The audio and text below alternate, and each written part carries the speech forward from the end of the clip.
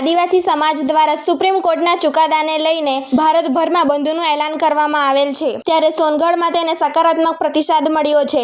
હાલમાં થોડા દિવસ અગાઉ સુપ્રીમ કોર્ટ દ્વારા અનુસૂચિત જાતિઓ અને જનજાતિઓને અનામતમાં પેટા વર્ગીકરણ કરવા મામલે એક ચુકાદો આપ્યો છે, જેને લઈને આદિવાસી સમાજના લોકોમાં રોષ જોવા મળી રહ્યો છે. તેમજ આદિવાસી સમાજ દ્વારા 21મી ઓગસ્ટના રોજ ભારત બંધનું એલાન પણ કરવામાં આવેલ છે. ત્યારે આજ રોજ 21મી ઓગસ્ટના રોજ તાપી જિલ્લાના સોનગઢ તાલુકાના કેટલાક ગામોમાં ગ્રામજનોએ આ બંધને સમર્થન આપ્યું છે. એસટી/એસસી સમાજના આરક્ષણ અંગેની વર્ગીકરણના ચુકાદાના વિરોધમાં બંધના સમર્થન સાથે સોનગઢ સજ્જડ બંધ જોવા મળ્યું હતું. સોનગઢ શહેરમાં વેપારી મિત્રોએ ભારત બંધમાં સ્વૈચ્છિક જોડાઈ સમર્થન આપ્યું છે. આ સાથે બજાર સુમસામ દેખાયા હતા અને ભારત બંધના સમર્થન સાથે સોનગઢ બજાર પણ બંધ જોવા મળ્યું હતું. રિપોર્ટર નરેશ માળી, તાપી સ્વરાજ ન્યૂઝ, સોનગઢ.